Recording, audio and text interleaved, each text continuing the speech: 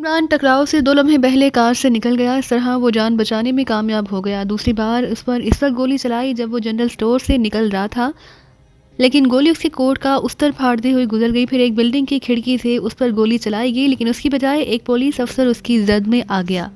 हमारे मिशन का क्या बना, इस सिलसिले में तेज़ी से काम हो रहा है। उम्मीद है कि आज मुल्क के दफाई निज़ाम का तफसीली नक्शा हासिल कर लिया जाएगा। किस तरह? मादाम बासाशी ने पूछा। हमें इस जगह का इल्म हो गया है जहां नक्शा मौजूद है। आज रात वहां रेड करके उस नक्शे का फ़ोटोग्राफ हासिल कर लिया जाएगा।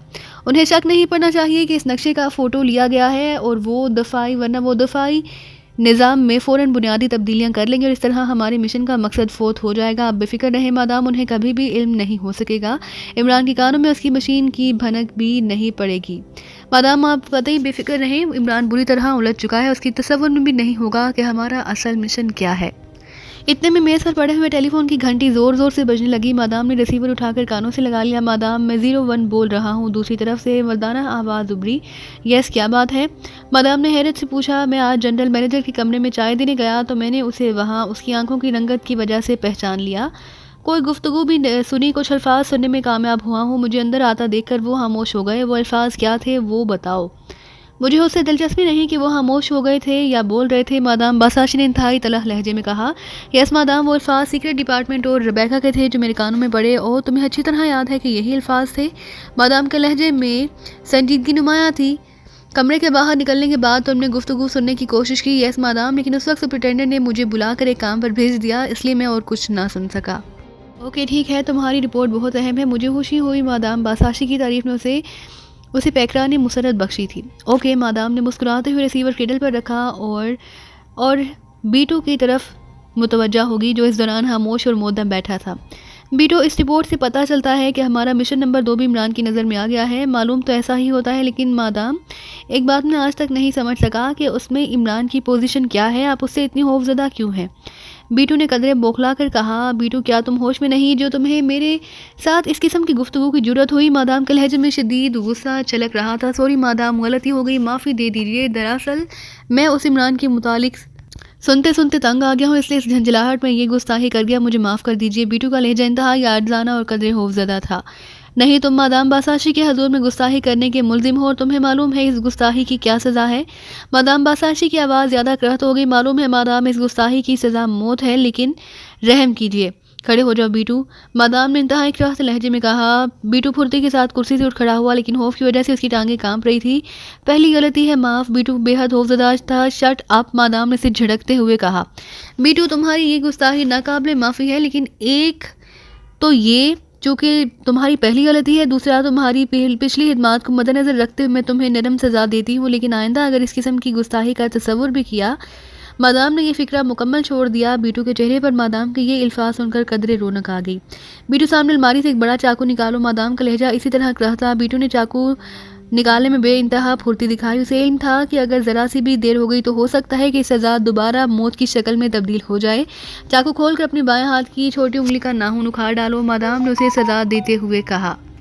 मादाम बीटू का चेहरा दोबारा बेरौनक हो गया, क्योंकि उसे अच्छी तरह इल्म था कि चाकू की नोक से नाखून उखाड़ने में कितनी तकलीफ होगी। बीटू, मादाम ने करहत लहजे में कहा, और बीटू ने जल्दी से चाकू की नोक उसकी नोक अपने बाएं हाथ की छोटी उंगली में घुसेड़ दी। दूसरे लम्हे के झटके से नाखून उखड़ कर दूर जा गिरा, लेकिन बीटू के चेहरे पर तकलीफ के आसार नुमाया ना हुए। उसकी उंगली से खून बह रहा था। उंगली की मरहम पट्टी करके वापस आओ, मादाम ने उसे हुक्म देते हुए कहा, और वो तेज़ी से कमरे से निकल गया। मादाम ने मेज़ की दराज खोलकर उसमें से एक ट्रांसमीटर निकाला और उसका बटन ऑन कर दिया। चंद लम्हे बाद राब्ता कायम हो गया। Hello madam Basashi speaking over. Madam Basashi ने राब्ता कायम होते हुए कहा। Yes madam Basashi speaking, this end over. दूसरी तरफ से बिल्ली की सी गराहट उभरी। मादाम बासाशी, मिशन में कितनी कामयाबी हुई है? ओवर। मादाम, मैं आज सीक्रेट डिपार्टमेंट में मुंतकिल हो चुकी हूँ। अभी मैं ड्यूटी से फारिग होकर आई हूँ। मैंने आज वहाँ का तफसीली जायज़ा ले लिया है। उम्मीद है कि हमारा मिशन कल तक मुकम्मल हो जाएगा। मादाम बासाशी, नहीं, वहाँ ट्रेस किया जा चुका है, इसलिए तुम फ़ौरन किसी और लड़की का रूप धार लो। ओवर। आप क्या कह रही हैं मादाम? ओवर। मैं जो कुछ कह रही हूँ सही कह रही हूँ। मुझे अभी रिपोर्ट मिली है, मैं तुम्हें आगाह कर रही हूँ। ओवर। मादाम, आपकी इत्तला का शुक्रिया, मैं अभी इसका इंतज़ाम करती हूँ। ओवर। ठीक है, जितनी जल्दी हो सके अपने बचाव का इंतज़ाम कर लो और उसके साथ मिशन की तकमील फौरी तौर पर होनी चाहिए। Over and all. Yes come on, madam Basashi ने सर्द आवाज़ में कहा। दरवाज़ा खुला और बीटू अंदर दाखिल हुआ। उसकी छोटी उंगली पर पट्टी बंधी हुई थी। वो अंदर दाखिल होकर मोदबाना तौर पर एक तरफ खड़ा हो गया। बैठ जाओ। तुम पूछ रहे थे कि इमरान की इस मुल्क में क्या पोजीशन है और मैं उसे क्यों इतनी ज़्यादा अहमियत दे रही हूँ, तो सुनो।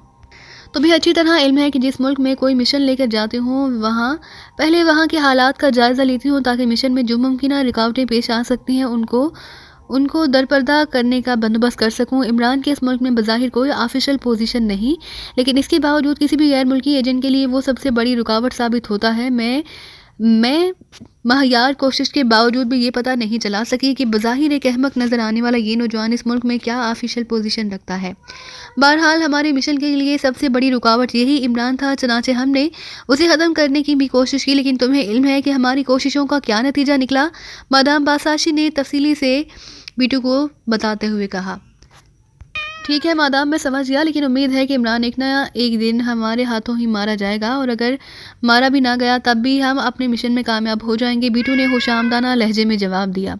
ठीक है, आज जरा तुम कोशिश करके वो नक्शा हासिल करो, अब तुम जा सकते हो। बासाशी ने उसके खुशामदाना लहजे को नज़रअंदाज करते हुए कहा। ओके मादाम, बीटू ने उठते हुए कहा, और फिर वो खामोशी से कमरे से बाहर निकल गया। कैप्टन शकील सुपरवाइज़र के रूप में सीक्रेट डिपार्टमेंट में मौजूद था। उसे शुरू ही से सीक्रेट डिपार्टमेंट में पहुंचा दिया गया। उसने जिस सुपरवाइज़र का मेकअप किया था उसे पहले ही वहां से हटा लिया गया, इसलिए उसे किसी ने चेक नहीं किया। उसकी खसूसी ड्यूटी सीक्रेट डिपार्टमेंट में थी, इसलिए उसकी पोस्ट कुछ इस नौयत की थी कि वो बेरोक टोक सारी डिपार्टमेंट में आ जा सकता था। उसने दूसरे डिपार्टमेंट में जूलिया को भी काम करते देखा। सीक्रेट डिपार्टमेंट में उसने खास तौर पर रुबेका पर नज़र रखी। उसकी निशानदेही उसे पहले से करा दी गई। ड्यूटी ख़त्म होने के बाद वो अपने रहायशी कमरे की तरफ चला गया। वहाँ तन्हाई में वो काफ़ी देर तक सोचता रहा कि उसे कौन सा लाहा अमल मुरतब करना जिससे मुजरिमों का मकसद आश्कार हो। इसने फैसला किया कि वो रुबेका के कमरे की तलाशी ले, शायद किसी चीज़ से उसे उनके मकसद का इल्म हो जाए। उसे मालूम था कि इस वक्त रुबेका खाना खाने के लिए मैसी दरवाजे के बाहर रखे हुए टोकन पिक्स पर नज़र डाली। रुबेका का टोकन गायब था। वो समझ गया कि ये रुबेका इस वक्त मेस में मौजूद होगी, क्योंकि वहाँ की मेस में ये इंतज़ाम किया गया था कि जो मेंबर भी मेस में जाए वो टोकन एक्स से अपना मखसूस टोकन निकाल कर अंदर काउंटर गर्ल को दे दे, तभी उसे खाना मुहैया किया जाता है। वहाँ से सीधा रुबेका के कमरे की तरफ दौड़ा। इसने उधर उधर गैलरी में नज़र डाली। गैलरी सुनसान पड़ी हुई थी। उसने जेब से एक छोटी सी तार निकाली और दरवाजे दूसरे लम्हे उसे तार की मदद से कमरा खोलने में कामयाब हो गया। दरवाज़ा खोलकर अंदर दाखिल हुआ। अंदर दाखिल होकर उसने दरवाज़ा बंद करके चटानी लगा दी। सिवाय एक ट्रांसमीटर की उसे कोई चीज़ दिखाई ना दी जिससे उस पर मुजरिमों का मकसद वाज़े होता। उसने सोचा कि शायद कोई चीज़ रह गई है, इसलिए उसने एक बार फिर तफसीली तलाशी लेनी शुरू कर दी। उसने कमरे का कोना कोना छान मारा, लेकिन ऐसी कोई चीज़ उसे न मिली जिससे उसका मकसद पूरा होता। उसे जल्दी भी थी क्योंकि काफ़ी वक्त हो गया था। रुबेका ने वापस आना था। उसने आखिरी बार नज़र डाली तो उसे दरवाजे के पास रद्दी की टोकरी पड़ी हुई नजर आई। बस यही एक चीज़ रह गई थी जिसे वो फजूल समझकर नज़रअंदाज कर गया था। उसने सोचा चलो एक बार इसको भी देख लूँ। उसने टोकरी को उठाकर फर्श पर उल्टा कर दिया। टोकरी में से बरामद कागज़ों के पर्दे उठाकर देखने शुरू कर दिए। अचानक उसकी नज़र एक मुड़े तोड़े कागज़ पर पड़ गई। कागज़ की हालत ऐसी थी जैसे किसी ने बेहयाली से उसे मरोड़ कर टोकरी में फेंक दिया हो। उसने कागज़ खोलकर देखा तो उसकी आंखें चमक उठी। उसे एक इशारा मिल गया। उसने जल्दी जल्दी बाकी कागज़ भी देख डाली, लेकिन वो सब फजूल थे। उसने पुर्जे समेट कर दोबारा टोकरी में डाले और फिर टोकरी वापस उसी जगह पर रख दी जहाँ से उसने उसे उठाया था। मुड़ा थोड़ा कागज़ उसने जेब में डाल लिया और फिर दरवाजे की चटखनी खोल दी। अभी उसने दरवाजे के हैंडल में हाथ रखा ही था कि उसे बाहर कदमों की आवाज़ सुनाई दी। वो ठटक गया। कदमों की आवाज़ दरवाजे के सामने आकर रुक गई। कैप्टन शकील समझ गया कि रुबेका वापस आ गई है। उसे वाकई देर हो चुकी थी। फिर उसे चाबी घुमाने की आवाज़ आई। उसने एक नज़र कमरे पर डाली। फौरी तौर पर छुपने की कोई जगह नहीं मिली। वो दरवाजे के पास वाली कुर्सी दीवार से चट कर खड़ा हो गया। कमरे की लाइट तो पहले ही उसने बुझा दी थी। दरवाज़ा आहिस्ता आहिस्ता खुला और फिर एक मौत का साया अंदर दाखिल हुआ। कैप्टन शकील ने इंतहाई फुर्ती और एहतियात के साथ दरवाजे से बाहर हो गया। उसी लम्हे चट की आवाज़ आई। वो कमरा रोशन हो गया। वो रुबेका की नज़रों में आने से बाल बाल बच गया। दरवाजे से बाहर निकलते ही गैलरी की दीवार से लग कर खड़ा हो गया। गैलरी सुनसान थी, वरना वो हाँ मशकूक हो जाता। दरवाज़ा बंद हो गया। कैप्टन शकील ने इत्मीनान की तवील सांस ली, फिर एहतियात से कदम उठाता हुआ वहाँ से दूर हो गया। उसने हत्तल इम्कान कोशिश की कि कदमों की आवाज़ उस तक ना जाए, और वो अपनी कोशिशों में कामयाब ही रहा। काफ़ी दूर निकल आने के बाद वो तेज़ी से चलने और फिर थोड़ी देर बाद वो अपने कमरे में पहुँच गया। उसने कमरे का दरवाज़ा खोला और जेब से वही कागज़ निकाल कर उस कुर्सी पर बैठ गया। उसने अब पूरी तरह कागज़ को देखना शुरू कर दिया। कागज़ अजीबोगरीब अल्फाज और लाइनों से फैला हुआ था। कैप्टन शकील समझ गया कि कुछ सोचते हुए बेहयाली में कागज़ पर बेमायनी और बामायनी अल्फाज लिखती गई है कि चंद लोगों में ये आदत होती है कि वो जब भी कुछ सोचने लगते हैं तो अपने सोचे समझे हुए कागज़ पर लाशऊरी तौर पर कुछ ना कुछ अल्फाज या लाइनें डालते हैं। यही आदत रुबैका को भी थी। कागज़ पर बेशुमार लाइनें पड़ी हुई थी, कहीं कहीं पर रिवाल्वर भी बनाए गए थे जो बनाने वाले की मुजिमाना गफलत को आश्कार कर रहे थे। शायद यही आदत रुबैका में भी थी। कागज़ पर बेशुमार लाइनें पड़ी हुई थी, कहीं कहीं पर रिवाल्वर भी बनाए गए थे। जिस चीज़ को देखकर कैप्टन शकील चौंका वो 3 अल्फाज थे जो पास पास लिखे गए, यानी फैक्ट्री, तबाही, डायनामेट। इन अल्फाज से मुजरिमों के मकसद का पूरा इशारा मिलता था कि वो फैक्ट्री को डायनामेट से तबाह करना चाहते हैं। कैप्टन शकील ने और गौर से कागज़ पर लिखे हुए मुख्तलिफ अल्फाज और लाइनों को मैच करना शुरू कर दिया। एक जगह उसे कोने में एक तारीख लिखी नजर आई जो आने वाले कल की थी। उसे गिर्द गोल दायरा खींचा हुआ और उस पर मौत की तस्वीर बनी हुई हड्डियां और खोपड़ी बनाई गई थी। वो उसके मुतालिक सोचता रहा। अचानक उसके दिमाग में रोशनी का एक झमाका सा हुआ। अब सब कुछ उसकी समझ में आ गया था। मुजरिमों का प्लान था कि तैयारी के लिए कल की तारीख मुकर्रर की गई थी और अब जो कुछ करना था आज ही करना था। उसने अपने बैग से छोटा सा लाइटर निकाला। ये महसूस साख्त का लाइटर था जिसका अहाता बहुत वसी था। उस पर उसने एक्सलू को कॉल करना शुरू कर दिया। चंद लम्हों बाद राब्ता कायम हो गया। उसने कागज़ और उसके अल्फाज के मुताबिक तमाम तफसील एक्सलू के गोशे गुजार कर दी। एक्सलू ने उसकी जहानत की दाद दी और उसे बतलाया कि वो आज ही फैक्ट्री को इमरान को फैक्ट्री में भेज देगा। इमरान उससे राब्ता कायम करेगा और फिर इमरान की सरकर्दगी में उन्हें मुजरिमों का मिशन फेल करना और इसे गिरफ्तार करना है। कैप्टन शकील ने मुतमईन होकर ट्रांसमीटर बंद कर दिया, लाइटर जेब में रखा और फिर खाना खाने के लिए कमरे से निकलकर मेस की तरफ बढ़ गया। रुबैका दरवाज़ा बंद करके सीधी बाथरूम की तरफ बढ़ गई। बाथरूम का दरवाज़ा बंद हो गया। चंद लम्हे बाद पानी गिरने की आवाज़ें आने लगी। रुबैका नहा रही थी। नहाने के बाद वो बाथिंग गाउन पहने बाहर निकली। उससे उसने जिस्म सुखाया और चेहरे पर पानी नहीं लगने दिया ताकि मेकअप खराब ना हो। फिर उसने कपड़े पहने, अलमारी से एक बैग निकाला और फिर बैग में मुख्तलिफ चीज़ें उठा उठा कर रखने लगी। फिर बैग बंद करके उसने एक गहरी नज़र कमरे पर डाली और दरवाज़ा खोलकर कमरे से बाहर आ गई। कमरे का दरवाज़ा बंद करके वो गैलरी में बाएं हाथ पर तेज से कदम उठाते हुए चलने लगी। चंद लम्हे बाद एक और कमरे के दरवाजे पर दस्तक देने लगी। दस्तक देने के फ़ौरन बाद दरवाज़ा खुला और एक हसीन लड़की का चेहरा बाहर नजर आने लगा। रुबैका को देखकर उसके चेहरे पर मुस्कुराहट आ गई। उसने दरवाज़ा खोल दिया। आइए आइए, तशरीफ़ लाइए मिस रुबैका। कमरे में मौजूद लड़की ने मुस्कुराहट से उसका इस्तकबाल किया। रुबैका को अंदर आने का रास्ता देने के लिए एक तरफ हट गई। रुबैका की मुस्कुराती हुई अंदर दाखिल होगी। लड़की ने उसके अंदर दाखिल होने के बाद दरवाज़ा बंद कर दिया। रुबैका इस असना में सोफ़े पर बैठ चुकी थी। बैग उसने पास रख लिया। लड़की भी उसके सामने वाले सोफ़े पर बैठ गई। कहिए कैसे तकलीफ़ की? लड़की ने मुस्कुराते हुए नज़रों से पूछा। उसे हकीकतन रुबैका के आने पर खुशी हुई थी क्योंकि यहाँ पर लड़कियाँ सिर्फ अपने काम से काम रखती हैं। बहुत कम लड़कियाँ एक दूसरे को मिलने के लिए जाती हैं, इसलिए लड़की को रुबैका की आमद पर हैरत भी थी और खुशी भी। मिस सोफिया, बस आपसे मिलने को जी चाहा। अपने कमरे में पड़ी पड़ी बोर हो रही थी। सोचा चलो मिस सोफिया से मिलकर बातें ही कर लूं, क्योंकि आपको पता है औरतें अगर काम ना हो तो वो मिलने नहीं आती और अगर वो बोर हो और तफरी ना करें तो उनका जहनी तवाज़ुन बिगड़ जाता है। रुबैका ने हंसते हुए कहा और सोफिया उसके इस जुमले पर बेएहतियात हंस पड़ी। उसके बाद दोनों में बातों का तवील सिलसिला चल निकला। सोफिया ने रुबैका को अपने मुतालिक तकरीबन सब कुछ बता दिया, क्योंकि औरतों की आदत होती है कि जब भी वो मिल बैठे उन्हें अपने और अपने ख़ानदान के मुतालिक सब कुछ बता देती हैं। रुबैका ने भी इसे मुतालिक थोड़ा थोड़ा बताया, लेकिन वो ज़्यादातर सोफिया से कुरेद कर उसके हालात, किरदार, आदात के मुतालिक पूछती रही। जब उसने सोचा कि सब कुछ पता चल गया है, उसने अपना बैग उठाया और खोला और दूसरे ही लम्हे उसके हाथ में साइलेंसर लगा रिवाल्वर चमक रहा था। रिवाल्वर देखकर सोफिया की आंखें हैरत से फटी की फटी रह गई। ये क्या है? सोफिया को अपनी हैरत पर काबू पाना मुश्किल हो गया, क्योंकि उसकी तसव्वुर में भी नहीं था कि रुबैका के पास भी रिवाल्वर हो सकता है। तुम्हारी मौत? रुबैका ने सर्द लहजे में कहा। क्या मतलब? मेरा कसूर? तुम्हारा कसूर? हाँ, तुम्हारा कसूर सिर्फ इतना है कि तुम जिसामत में मेरे जैसी हो और तुम्हारे मेरे कट कदरे जापानी है, और सबसे बड़ा कसूर ये कि तुम ही मेरे साथ ही सीक्रेट डिपार्टमेंट में काम करती हो। और रुबैका ने जवाब दिया। उसकी आवाज़ में बिल्ली जैसी गराहट थी, लेकिन सोफी ने कुछ कहना चाहा, लेकिन अल्फाज उसके मुंह में ही रह गए। रिवाल्वर की गोली झुक कर उसकी पेशानी में घुस गई। रुबैका ने रिवाल्वर एक तरफ रखकर उसे पकड़ कर उठा ली और दूसरे लम्हे वो उसे उठाकर भागती हुई बाथरूम में घुस गई। इसलिए फुर्ती से उसके कपड़े उतार कर एक तरफ फेंक कर उसका मुर्दा जिस्म टब में डाल दिया। फिर वो दौड़ कर उसे अपना बैग उठाकर ले आई। बैग में मेकअप का सामान था। थोड़ी देर बाद वो मेकअप से फारिग हो गई। अब वो रुबैका की सजाए सोफिया का रूप धार चुकी थी। सोफिया जो उसके सामने मुर्दा पड़ी थी। फिर उसने सोफिया की लाश का भी वही हशर किया जो उससे पहले रुबैका का कर चुकी थी, यानी उसके जिस्म का बड़े शिकारी चाकू और हथौड़ी से टुकड़े करके गटर में बहा दिया। चंद लम्हों बाद वो वहाँ से सोफिया की लाश का नामो निशान भी गायब कर दिया। मादाम बासाशी ने अपने जिस्म से रुबैका वाले कपड़े उतारे, उन्हें भी वहीं बाथरूम में जला दिया और उनकी राख भी कटर में बहा दी। फिर वो सोफिया के कपड़े पहनकर उसके बेड पर बड़े इत्मीनान से लेट गई और कल उसने जो मिशन सर अंजाम देना था उसकी आखिरी तफसीलात पर गौर करने लगी। चंद लम्हे बाद इस इत्मीनान से सो रही थी जैसे उसने एक औरत को नहीं बल्कि एक मामूली मक्खी को मार दिया है। इमरान आजकल बेहद मसरूफ था। बासाशी के चक्कर ने उसे चकरा कर रख दिया था। दरअसल बासाशी का पता चल रहा था और ना ही उसके असल मिशन का, लेकिन बासाशी बहरहाल उसके मुल्क में मसरूफ़ कार थी। इस वक्त वो चाय पीने के लिए टिप टॉप में आ गया ताकि इत्मीनान से बैठकर उसके मुतालिक कुछ सोच सके। उसने हाल में एक दूर रुकवाने वाली मेज़ इस मकसद के लिए मुनासिब समझी क्योंकि इस कोने पर रश में कमी थी, बस इक्का दुक्का मेज़ें रुकी हुई थी। इमरान ने वेटर से चाय लाने को कहा और वो आंखें बंद करके सोच की गहरी वादियों में गोताजन हो गया, लेकिन अचानक उसे इन झीलों से वापस आना पड़ा। उसके कान में बासाशी का लफ्ज़ पहुंचा और यही लफ्ज़ उसे चौंका देने के लिए काफ़ी था। गुफ्तगू उसकी पुश्त वाली मेज़ पर जापानी में हो रही थी, लेकिन इमरान इस ज़ुबान से इस तरह वाकिफ़ था जैसे वो उसकी मादरी ज़ुबान हो।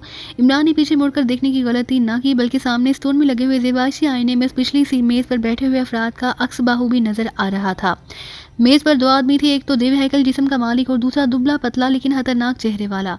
दोनों आहिस्ता आहिस्ता गुफ्तगू कर रहे थे। इमरान ने अखबार उठाकर सामने कर दिया और फिर अपनी पूरी तवज्जो इस गुफ्तगू पर मरकूज़ कर दी। उसके कानों में कभी कभी चंद अल्फाज पड़ जाते, लेकिन यही अल्फाज उसके जिस्म की रंगत बदलने के लिए काफ़ी थे। वजारत दफ़ा की इमारत दफ़ा निज़ाम के लिए फ़ोटोग्राफ और बासाशी के अल्फाज उनके लिए काफ़ी थे। इतने में वेटर चाय उसके सामने रख दी। उसने चाय उठाई और आहिस्ता आहिस्ता पीने लगा। फिर उसे पता चल गया कि बासाशी के आदमी आज़ाद दफ़ाई निज़ाम के नक्शे का फ़ोटोग्राफ हासिल कर लेने के चक्कर में है। ये इंतहाई ख़तरनाक और स्ट्रेस केस था। इमरान ने सोचा कि हो सकता है कि यही बासाशी का असल मिशन हो। इमरान को पहचान लिए जाने का फिक्र तो था नहीं क्योंकि वो आजकल हर वक्त मेकअप में रहता था। थोड़ी देर बाद गुफ्तगू बंद हो गई और वो दोनों खामोश होकर शराब की चस्कियाँ लेने लगे। इमरान भी चाय पी चुका था। उसने वेटर को बुलाकर बिल अदा किया और फिर बगैर देखे वो सीधा चलता हुआ हाल के बाहर निकल गया। उसने बाहर बरामदे में लगे हुए पब्लिक कारपोर्ट से फ़ोन ब्लैक ज़ीरो को फ़ोन किया। दूसरे लम्हे राब्ता कायम हो गया। Hello, Imran speaking. इमरान ने कदरे संजीदा लहजे में कहा। यस सर, ताहिर बोल रहा हूँ। दूसरी तरफ से ब्लैक ज़ीरो की आवाज़ सुनाई दी। ताहिर, मैं इस वक्त टिप टॉप से बोल रहा हूँ। मादाम बासाशी के एक और मिशन का पता चला है, उसकी तफसील मैं तुम्हें वहाँ आकर बताऊँगा। अभी तुम ऐसा करो कि तनवीर और सदीकी को यहाँ टिप टॉप में भेज दो। उन्होंने दो आदमियों का ताक़ुब करना है। उनके पास वाटर कूल मोटरसाइकिलें भी होनी चाहिए। मैं उन्हें टिप टॉप के बाहर दाएं साइड पर मिल जाऊँगा। उन्हें जल्द से जल्द भेजो, 5 मिनट तक वहाँ पहुँच जाएँ। बेहतर सर। ओके। इमरान ने रिसीवर रख दिया और फिर पब्लिक फ़ोन बूथ से बाहर निकल आया। तभी तक वो दोनों आदमी बाहर नहीं निकले। इमरान टिपटॉप के मेन गेट से निकलकर दाएं साइड वाली सड़क पर टहलने लगा। तकरीबन 6 मिनट बाद उसे दूर से 2 मोटरसाइकिलें आती नजर आईं। इमरान समझ गया कि ये तनवीर और सदीकी थे। वो दोनों भी इमरान के करीब आकर रुके क्योंकि इमरान के मौजूदा मेकअप को वो पहचानते थे। क्या चक्कर डाला है फिर? तनवीर ने कदरे नागवार लहजे में कहा। चक्कर ही चक्कर हैं प्यारे। इमरान ने मुस्कुराते हुए कहा। कहाँ है वो आदमी? मेरी जेब में। शट अप, तुम्हें मुझसे मजाक करने का कोई हक नहीं। तनवीर आजकल संजीदा रहने की मशक कर रहा था। उसने सोचा ना इमरान को ज़्यादा मुंह लगाऊंगा और ना छेड़ में पीऊंगा। अरे ये तुम क्या कह रहे हो कि मेरा तुम्हारे साथ मजाक का रिश्ता नहीं? इमरान ने हैरत जाहिर करते हुए कहा। तनवीर और ज़्यादा चिढ़ गया। तो क्या मैं तुम्हारा साला लगता हूँ? उसके तेवर खतरनाक हो गए। मैं जूलिया से अनकरीब शादी करने वाला हूँ। अब तुम सोच लो कि मियाँ मजाक का रिश्ता है या नहीं। इमरान ने हंसते हुए कहा और सदीकी भी हंस पड़ा। शट अप, तनवीर गुस्से से बोला। तो क्या तुमने हंसने पर भी टैक्स लगाया हुआ है? सदीकी ने, जो तनवीर की आदत को अच्छी तरह जानता था, बुरा ना मानते हुए उससे पूछा। उससे पहले कि तनवीर कोई जवाब देता इमरान बोल पड़ा। सदीकी, तुम्हें पता नहीं तनवीर साहब आजकल मुस्कुराहट टैक्स ऑफिसर लगने लगे हैं और तनवीर का पारा 110 डिग्री से भी ऊपर पहुंच गया। वो मोटरसाइकिल से उतरकर उसे स्टैंड करने लगा। सदीकी भी उसका इरादा समझ गया। भी वो संजीदा हो गया। अरे मोटरसाइकिल से क्यों उतरे हो? क्या कोई कुर्तब दिखाने का इरादा है? लेकिन मेरी जेब में तो भाई की एक पैसा भी नहीं जो तुम्हें इनाम दे दूंगा। इमरान ने तकरीबन रो देने वाले लहजे में कहा। तनवीर इमरान का फिक्रा सुनकर रुक गया। फुर्ती से कुछ सोचकर वो दोबारा मोटरसाइकिल पर बैठ गया और उसे किक मारकर स्टार्ट करने लगा। इतने में मेन गेट से वो दोनों मतलूबा आदमी बाहर निकल आए। क्योंकि शाम का वक्त था और टिपटॉप होटल शहर से काफ़ी दूर वाक़या था, इसलिए बाहर सड़क पर अंधेरा था।